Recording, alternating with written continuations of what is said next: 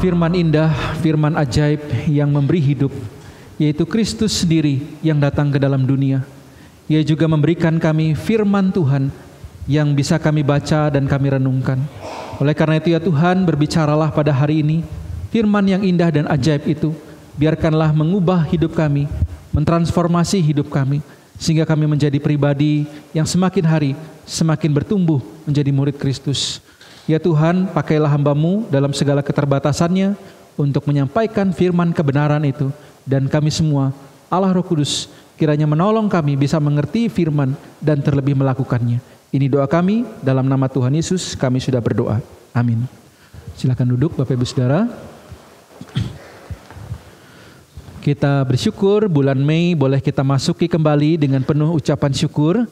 Dan pada hari ini Saudara ya, kita masuk dalam tema khotbah kebenaran versus kebohongan Saudara ya.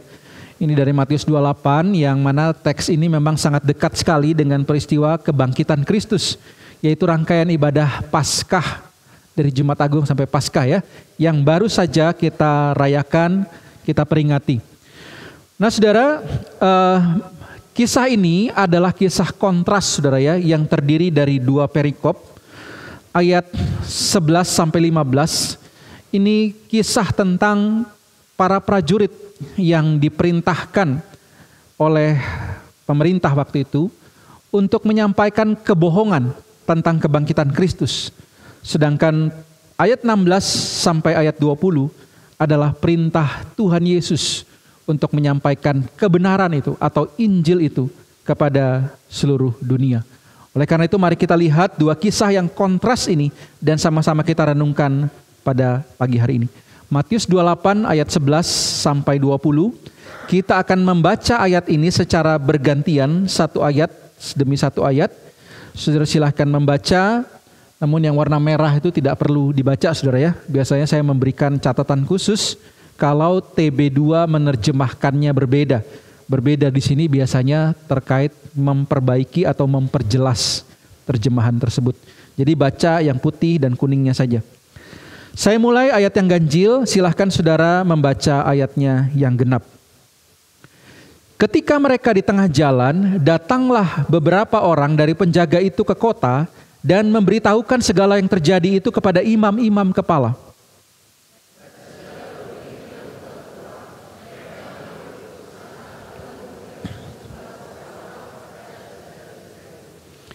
Dan berkata, kamu harus mengatakan bahwa murid-muridnya datang malam-malam dan mencurinya ketika kamu sedang tidur.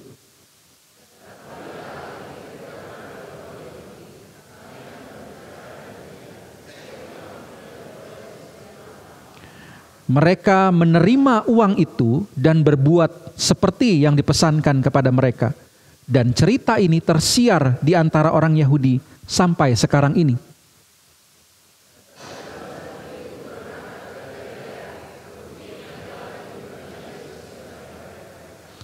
Ketika melihat dia, mereka menyembahnya, tetapi beberapa orang ragu-ragu.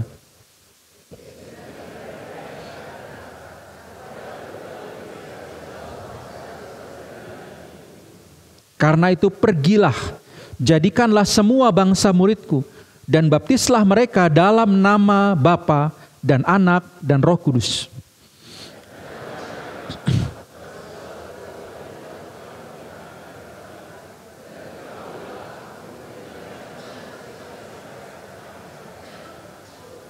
Demikian firman Tuhan.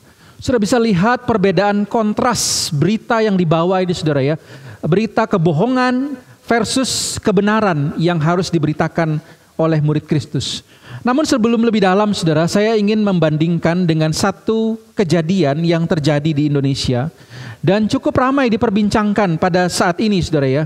Yaitu juga antara pertarungan atau peperangan antara berita kebenaran dan berita kebohongan.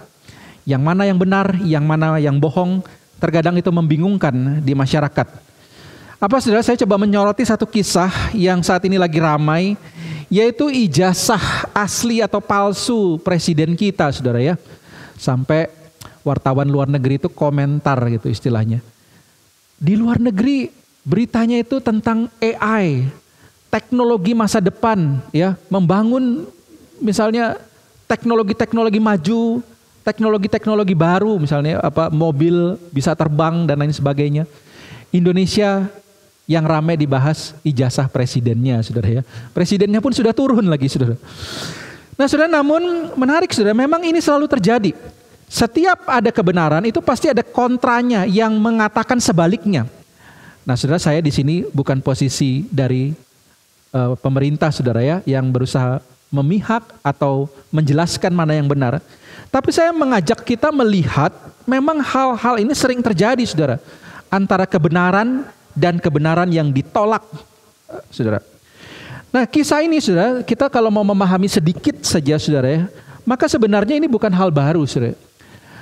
Ada berbagai gugatan yang resmi didaftarkan. Misalnya tahun 2019, gugatan itu sudah masuk yang menyatakan bahwa ijazah SMA presiden kita itu dituding palsu. Karena sekolahnya, SMA-nya itu baru berdiri tahun 85, kok ijazahnya keluar tahun 80. Nah, tapi saudara, ini sudah dinyatakan hoax oleh kepolisian karena sekolah tersebut berdiri tahun 75. Ya, beda nama, saudara ya. Dia ada perubahan nama, tapi tahun 75 sudah berdiri. Dan pihak sekolah sendiri mengakui bahwa Jokowi adalah muridnya. Dan penyebarnya, Umar, sudah tersangka, tapi tidak ditahan, saudara.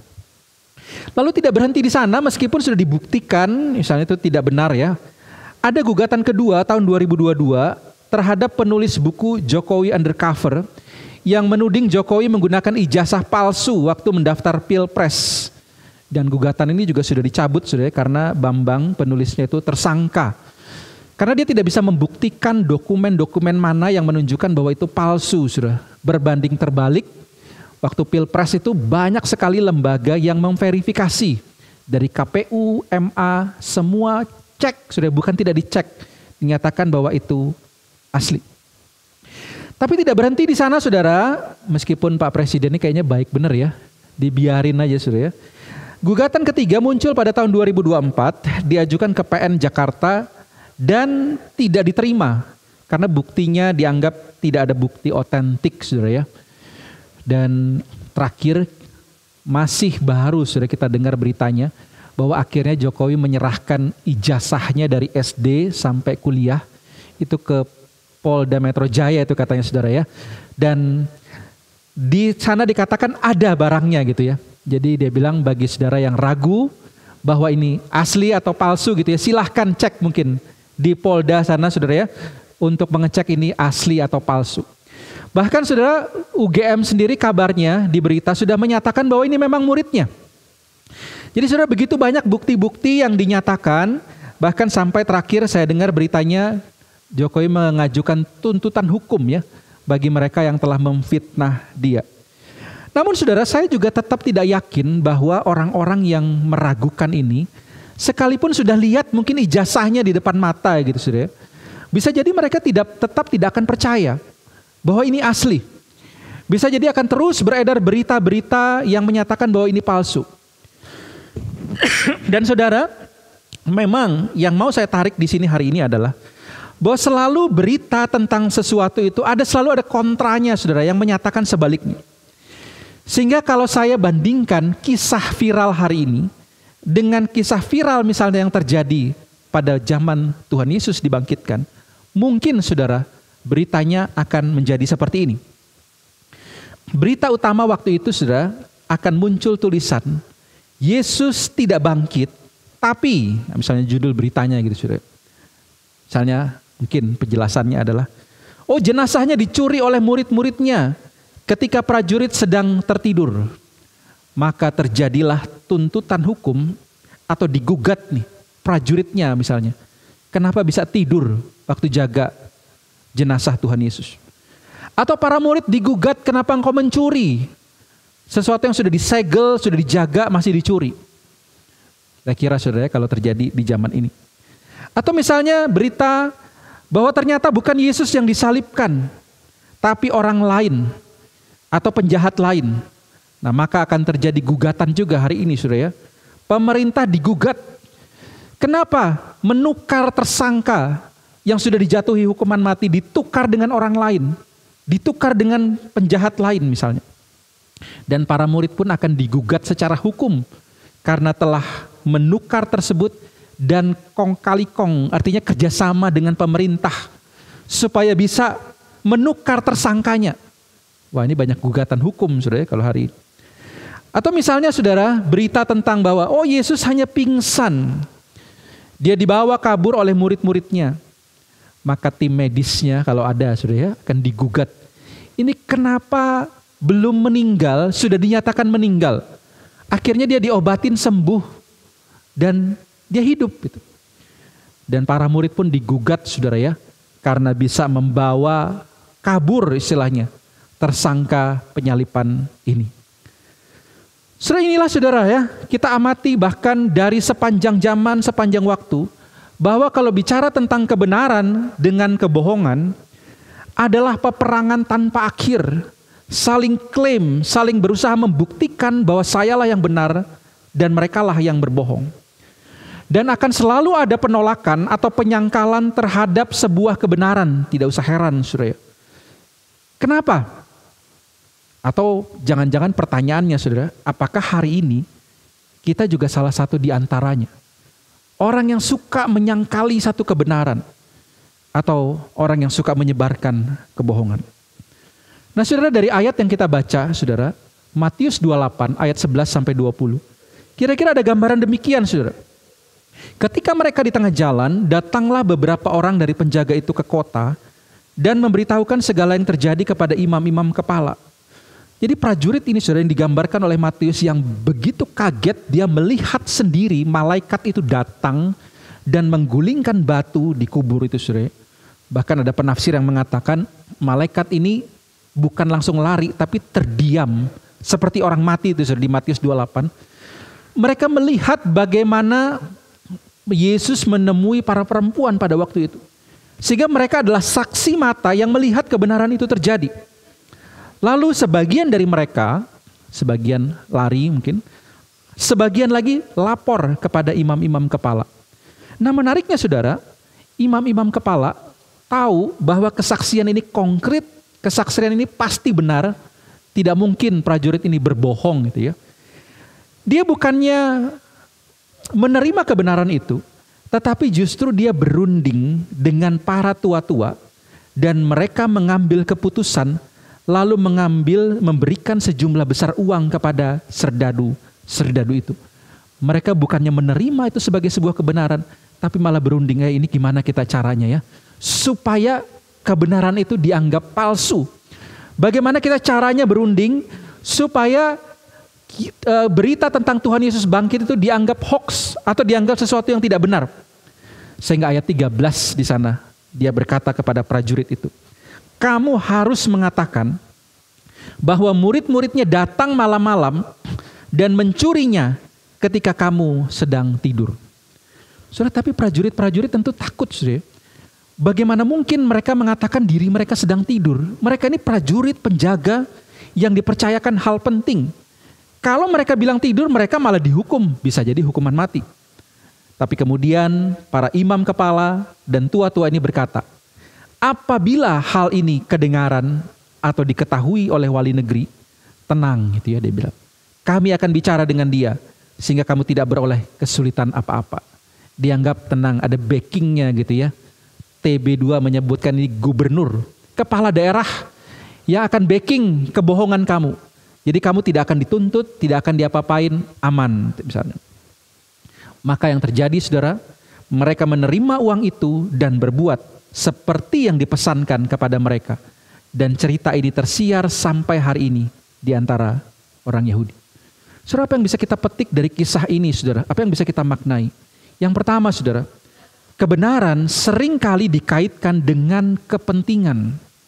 Kepentingan siapa itu saudara? Dalam bagian ini kita melihat bahwa ada orang-orang yang tidak peduli tentang kebenarannya apa, faktanya apa, dan seberapa kuat kebenaran itu terbukti. Karena buat mereka, kebenaran adalah yang sesuai dengan kepentingan mereka. Nah masalah faktanya apa? Yang penting apakah kebenaran itu mendukung kepentingan saya? Bermanfaat enggak buat saya? Sehingga tidak heran kita lihat banyak kebenaran itu seringkali disetting, diatur supaya bisa mendukung kepentingan saya. Nah waktu itu bagi para imam, kepala dan tua-tua yang berdiskusi saudara, adalah kepentingan mereka. Mereka tidak mau disebut pendusta yang akan mendatangkan konsekuensi hukum bagi mereka. Kenapa saudara? Karena ternyata perkataan Yesus ini benar. Dia benar-benar menyatakan kebenaran bahwa dia akan bangkit pada hari yang ketiga. Sebelumnya imam-imam ini menuduh Tuhan Yesus itu penyebar berita bohong. Dia adalah penipu, pembohong gitu ya. Salibkan dia. Tapi ketika apa yang dikatakan Tuhan Yesus ternyata benar, wah ini berbahaya bagi mereka. Mereka bisa dituduh pendusta. Sehingga saudara, akibatnya adalah nama baik mereka dipertaruhkan. Bukan hanya nama baik sudah mengikuti di belakangnya. Mereka akan kehilangan pengikut. Siapa yang mau ikut imam kepala seorang pendusta? Siapa yang mau ikut imam kepala yang menghukum orang yang tidak bersalah? Tidak ada yang mau ikut orang-orang seperti itu. Sehingga dia pasti akan kehilangan pengikutnya. Dia juga akan kehilangan jabatannya sudah sebagai imam. Karena siapa yang akan mau mempercayakan jabatan itu kalau ternyata kedapatan dia telah salah, dia telah memfitnah orang lain, bahkan akibatnya kematian bagi orang tersebut, dan ternyata orang tersebut benar lagi saudara. Dan bukan hanya jabatan yang hilang, tapi juga penghasilan yang akan hilang akibat dari jabatan tersebut. Sehingga bagi mereka kebenaran itu tidak penting apa, mau Tuhan Yesus itu bangkit atau mau Tuhan Yesus itu muncul, bagi mereka itu tidak penting fakta itu. Yang terpenting adalah apakah hal itu mendukung kepentingan mereka. Sehingga dia bisa memutarbalikkan fakta, memutarbalikkan kebenaran yang sesuai dengan kepentingan mereka. Sementara saudara, bagi para prajurit, yang terutama pun adalah kepentingan mereka. Bagi mereka penting untuk tetap mengatakan kebohongan itu. Kenapa saudara? Karena kalau mereka katakan kebenaran, mereka akan dipecat atau bahkan ditangkap dengan tuduhan palsu lainnya. Mungkin prajurit ini pikir ya enggak apa-apa lah dipecat. Tapi bukan hanya sekedar ancaman pemecatan saudara. Ingat, dia mengutip nama gubernur di sini. Yang berarti saudara, ini melibatkan seorang gubernur. Artinya bisa jadi kalau misalnya prajurit ini milih dipecat saja demi kejujuran, maka bukan hanya itu, bisa jadi akan dibuat tuduhan palsu seperti yang dituduhkan pada murid-murid Tuhan Yesus. Bisa jadi dirancangkan satu tuduhan, fitnahan yang lain, sehingga prajurit ini bukan hanya dipecat, tapi bahkan juga terancam nyawanya, dihukum mati bisa jadi saudara. Bagi para prajurit ini juga penting bagi mereka, karena mereka akan kehilangan kesempatan mendapatkan uang yang besar yang berdampak bagi hidup mereka. Saudara, di ayat itu disebutkan bahwa mereka mengambil keputusan memberikan sejumlah besar uang, bukan uang kecil saudara. Nah ujian ini seringkali datang bukan saudara. Ketika uang besar diberikan, maka kebenaran udah gak penting lagi. Yang penting uang besar ini bermanfaat, berguna. Yang penting kaya. Apalagi Indonesia kalau korupsi hukumannya kecil. Katanya saudara ya, penjara bisa dibayar fasilitas mewah misalnya saudara ya. Atau misalnya hukuman bisa sangat kecil dibanding dengan yang didapat. Sehingga kebenaran tidak terlalu penting lagi apakah itu mau dipakai atau tidak. Yang penting adalah kepentingan saya, yang terutama adalah kepentingan saya apakah bisa terlaksana atau tidak. Nah saudara, apakah saudara familiar dengan model ini di zaman sekarang ini saudara? Bukankah hari ini pun demikian saudara? Bukankah hari ini banyak orang ketika kebenaran itu dinyatakan, seringkali dianggap, itu pendapatmu lah. Tidak terlalu penting. Yang penting apa gunanya buat saya kebenaran itu? Kalau kebenaran itu malah merugikan saya, ya saya mau ambil kebenaran yang lain. Ya. Tidak heran kalau misalnya dikatakan satu kebenaran dari mimbar. Oh dia bilang pendeta lain bilang boleh kok misalnya. Oh ini ya katakan boleh kok. Mencari kebenaran lain yang sesuai dengan kepentingan dia. Atau bahkan saudara ya, lebih rela misalnya ikut ajaran yang lain. Atau bahkan pandangan yang lain. Demi kepentingan, bukan karena kebenaran itu sendiri. Saudara, saya bercermin dari satu kisah kebohongan yang dilakukan oleh seorang gadis lugu saudara ya, bernama Nairah ini saudara, yang menurut berita menyebabkan lebih dari 100.000 nyawa melayang. Saudara. Gadis ini bernama Nairah dan dia merupakan satu siswa dari Hill and Knowlton. Saudara. Ini merupakan satu semacam pendidikan atau sekolah acting. Saudara ya. Nah menariknya saudara, Nairah ini menjadi kesaksiannya ini menjadi semangat atau bahkan menjadi dorongan perang Teluk ketika Amerika kemudian menyerang Irak, saudara ya. Nah apa yang disaksikan, Nairah ini mengatakan bahwa waktu tentara Irak itu menyerang Kuwait, saudara, maka bayi-bayi itu dibunuh, bayi-bayi yang tidak berdosa. Bahkan yang di dalam inkubator itu pun dibunuh oleh tentara Irak. Nah sehingga ini saudara diberitakan oleh media-media, bahkan waktu itu menjadi alat kampanye saudara di Amerika. Ini saatnya kita membela kemanusiaan karena terjadi kejahatan perang. Sehingga dikirimlah tentara, pasukan udara yang menyebabkan 100.000 nyawa melayang. Dan setelah perang selesai, baru terungkap dan diakui oleh Nairah bahwa dia melebih-lebihkan dan dia berdusta bahwa tentara Irak itu sebenarnya membantai bahkan bayi-bayi di inkubator. Saudara, bagi dia dan pada waktu itu termasuk perusahaannya yang mendapatkan isu kontrak senilai 111 M, saudara ya. Jadi istilahnya Hill and Knowlton ini mendapatkan kontrak pemerintah 100 M lebih jikalau mereka bisa membuat salah satu muridnya misalnya saudara ya, merancang satu kisah yang menjadi alasan perang ini terjadi. Dan menariknya saudara, ini berhasil saudara. Dan Nairah kemudian mengakuinya.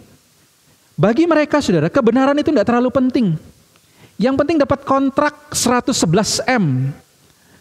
Kebenaran itu tidak terlalu penting apakah benar ini jahat, ini baik. Dia tidak terlalu peduli itu saudara. Nairah mendapatkan fasilitas di Amerika, dia bisa tinggal dengan nyaman, visa khusus, perlindungan, bahkan pertolongan saudara karena dianggap korban yang menderita. Padahal dia berakting saudara. Bagi dia tidak penting kebenaran itu apa. Yang penting dia dapat sesuatu. Bahkan dijadikan kepentingan kampanye saudara. Banyak orang-orang senang dengan berita bohong ini saudara. Sehingga yang terjadi apa? Orang-orang pada mendukung presiden pada waktu itu. Bahkan kalau bicara lebih jauh misalnya saudara. Menjadi alasan penyerangan yang melibatkan banyak sekali hal-hal. Misalnya dari minyak hingga dana besar yang dikucurkan oleh militer saudara. Ini banyak sekali orang-orang yang tidak peduli yang disampaikan Nairah itu benar atau salah. Yang penting kami bisa masuk ke sana dan mendapatkan sesuatu demi kepentingan kebenaran disingkirkan. Tapi apakah kemudian saya berdiri di sini dan menyatakan bahwa Irak itu berarti korban? Sudah tidak juga, sudah di berita itu dikatakan bahwa Irak pun menyebarkan berita tentang kebohongan. Ketika dia kemudian menyerang negara Kuwait, saudara, dikatakan bahwa ternyata Kuwait itu dibilang melakukan pengeboran miring itu saudara ya. Dia ngebornya di Kuwait, tapi nyedotnya di Irak saudara, miring lubangnya itu. Ini sebenarnya alasan yang dicari-cari juga saudara, tidak ada hal seperti itu. Bahkan belakangan muncul alasan utamanya adalah karena dia punya hutang yang sangat besar kepada Kuwait. Akhirnya dia menyerang, kalau diduduki utangnya lunas itu saudara. Wah ternyata kebenaran itu bisa disetting, diatur supaya mendukung kepentingannya. Nah sering kita lihat terjadi di seluruh dunia, bahkan mungkin hari ini di sekitar kita. Sehingga menjadi perenungan buat kita hari ini, poin yang pertama ini. Apakah kita lebih mengutamakan kebenaran atau kepentingan kita, saudara? Apakah kita lebih penting kebenaran itu? Atau ketika ini misalnya menyangkut, kalau misalnya imam kepala tadi saudara ya, menyangkut nama baik saya, jabatan saya dipertaruhkan, pengikut saya dipertaruhkan, penghasilan saya dipertaruhkan. Maka kebenaran bagi saya itu tidak terlalu penting. Daripada kehilangan penghasilan, daripada kehilangan pengikut, daripada kehilangan jabatan, tidak apa-apalah bohong saja. Atau misalnya kita berada dalam posisi seperti prajurit. Wah ini perintah atasan itu ya. Daripada saya dipecat, bukan hanya dipecat, mungkin saya akan diberikan fitnah, saya dipenjara malah gitu ya. Atau daripada saya kehilangan kesempatan dapat uang yang besar, maka kebenaran tidak lagi penting bagi saya. Yang penting saya dapat sesuatu. Tidak apa-apa bohong. Tidak apa-apa curi, saudara. Tidak apa-apa melakukan hal yang jahat. Yang penting kebenaran itu bisa dibolak-balik, diutak-atik untuk mendukung kepentingan saya. Saudara, Yesus yang telah mati menebus dosa dan kebangkitannya membawa keselamatan. Apakah akan ditutupi demi sebuah kepentingan? Pada waktu itu menjadi satu pertanyaan dan bahkan sampai kita hari ini. Satu fakta, satu kebenaran. Apakah ini pun akan ditutupi atau bahkan difitnah? Ya, dan itu terjadi. Ajaran-ajarannya, kebenarannya yang diajarkan, apakah akan ditutupi demi sebuah kepentingan? Sudah nggak usah ngomong kebenaran, karena kebenaran itu mengganggu kepentingan saya. Sudah nggak usah ungkapkan kebenaran, karena jika diungkapkan, saya terganggu dengan kebenaran tersebut. Sudah kebenaran seringkali dikaitkan dengan kepentingan, tapi kepentingan kita. Tetapi sesungguhnya kebenaran itu harusnya dikaitkan dengan kepentingan Tuhan. Kalau itu perlu dinyatakan, itu harus dinyatakan. Karena kebenaran adalah sebuah kebenaran. Yang berikutnya saudara, kebenaran itu adalah sebuah proses atau berproses. Matius 28 ayat 11 sampai 20 atau di dalam ayat 16 sampai 18 menarik saudara. Setelah kisah tentang kebohongan yang diberitakan oleh mahkamah agama ini saudara. Lalu dilanjutkan dengan ke-11 murid. Nah ke-11 murid itu berangkat ke Galilea, ke bukit yang telah ditunjukkan Yesus kepada mereka. Ketika melihat dia, mereka menyembahnya.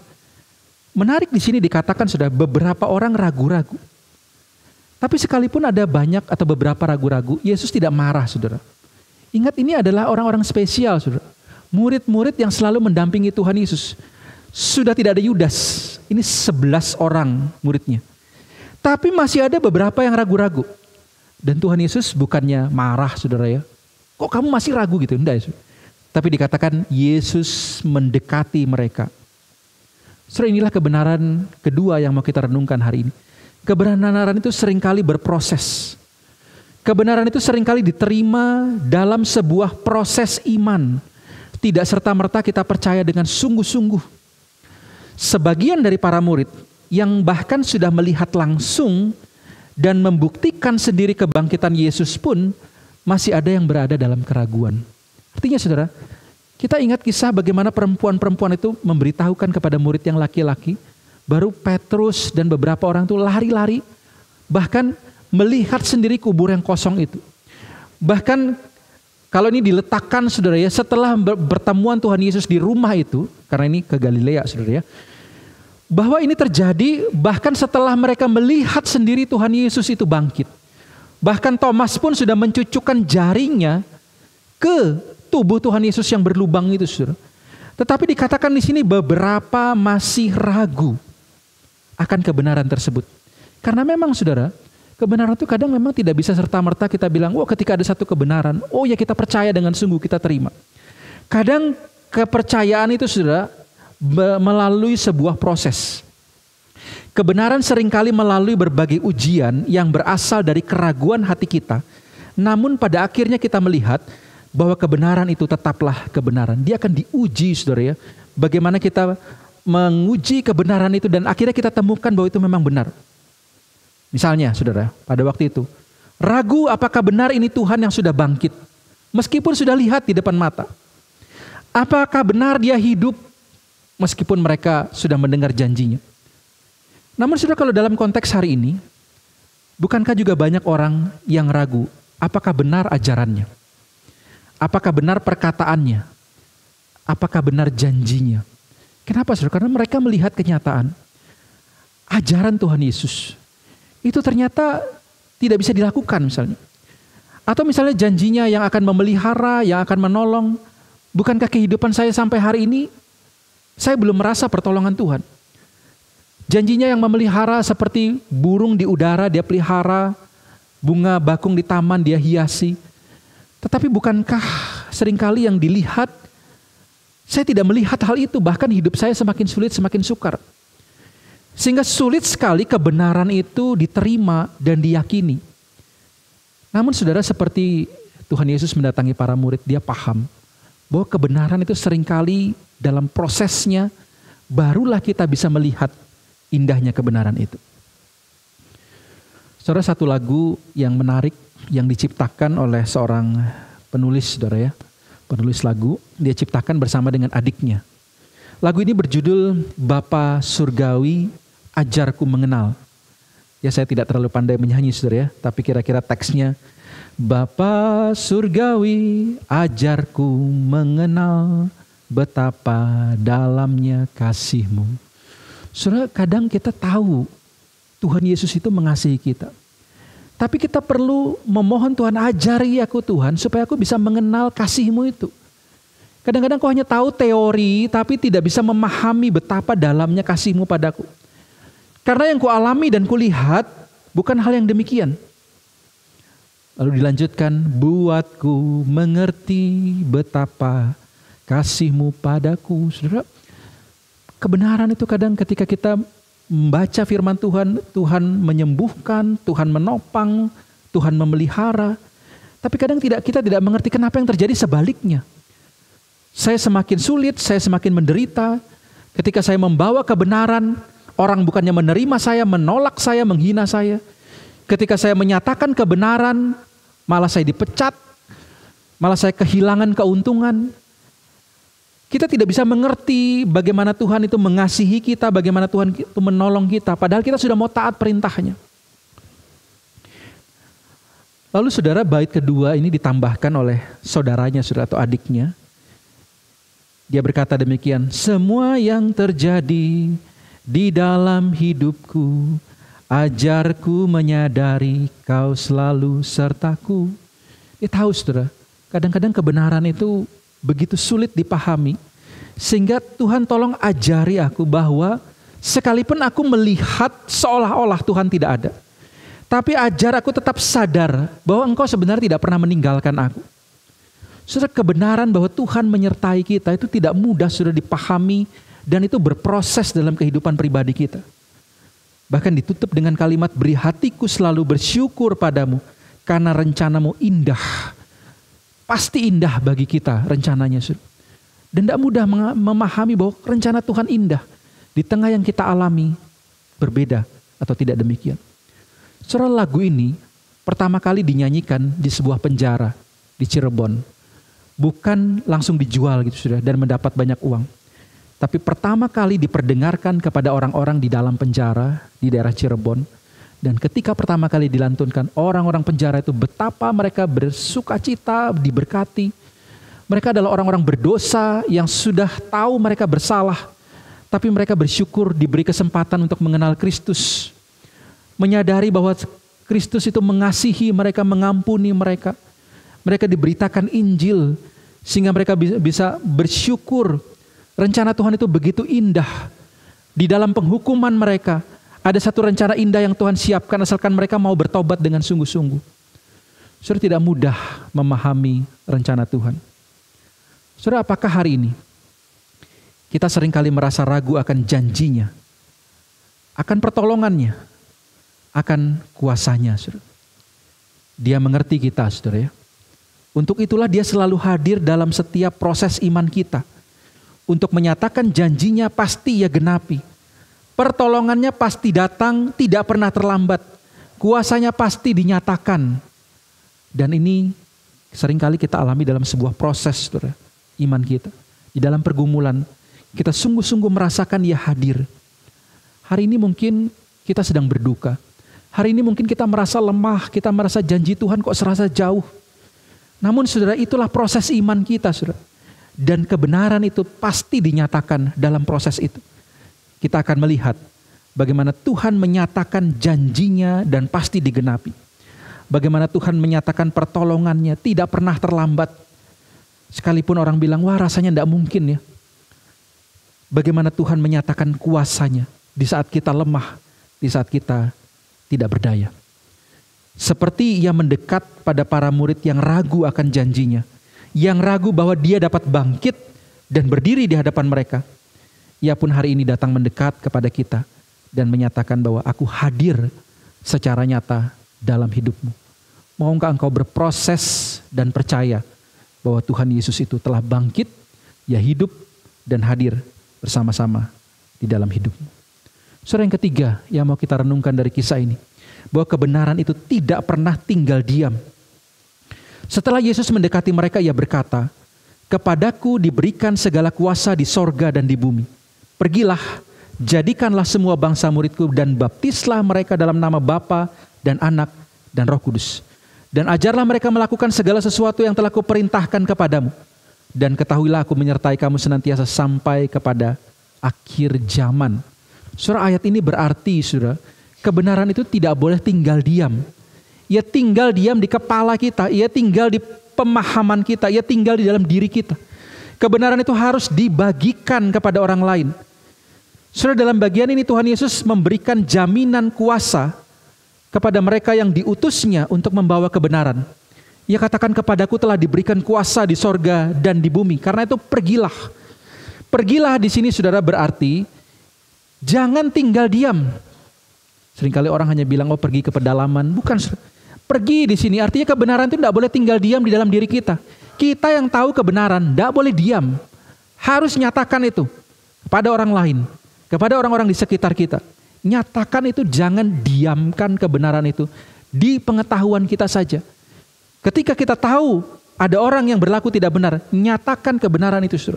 Ketika kita tahu ada kejahatan, nyatakan kebenaran itu. Pergi, jangan tinggal diam. Yang kedua, saudara, kebenaran itu ada untuk memuridkan orang lain. Supaya bukan hanya kebenaran itu dijadikan sebuah pengetahuan, termasuk bagi orang lain. Tapi supaya dia menjadi murid Kristus sama seperti kita. Untuk memuridkan, bukan hanya mengenal, tapi menjadi seorang murid. Lalu dikatakan baptislah, ini berarti menjadikan orang lain itu bagian dari keluarga Allah. Kebenaran itu dinyatakan supaya mereka menjadi bagian dari keluarga Allah. Banyak orang yang datang kepada Tuhan dan menyembah Tuhan dan menjadikan Yesus Tuhan dan Juru Selamat, saudara, dalam hidupnya secara pribadi. Dan dikatakan juga dalam kalimat ini, untuk mengajar. Artinya mengajarkan perintah Tuhan. Kebenaran itu tidak boleh tinggal diam, kita ketahui saja, tapi harus juga diajarkan pada orang lain. Dan ia memberikan jaminan penyertaannya sampai kepada akhir zaman. Saudara, jangan biarkan kalau kita sudah tahu apa yang benar, kita sudah tahu jalan kebenaran, kita sudah tahu jalan keselamatan, sudah tahu jalan hidup, jangan biarkan itu tinggal diam. Tapi biarkan kebenaran itu dibagikan kepada orang lain, kepada orang di sekitar kita. Mungkin saudara, kita bisa mulai dari orang terdekat kita. Kepada anak kita, kapan kita ajarkan dia kebenaran? Saudara, jangan biarkan anak kita itu diajarin TikTok, diajarin YouTube gitu ya. Tapi orang tua tidak pernah ajarkan kebenaran. Ajarkan kebenaran itu, jangan biarkan kita aja yang tahu. Tapi celakanya hari ini banyak orang tua sendiri yang malas belajar kebenaran. Bagaimana dia mau ajarkan kebenaran kalau dia sendiri tidak diisi kebenaran dan hidupnya dalam kejahatan? Generasi kita mau dibawa kemana, saudara? Mulai dari kita. Pelajari kebenaran dan jangan biarkan itu diam, tapi ajarkan. Mulai dari anak-anak kita mungkin.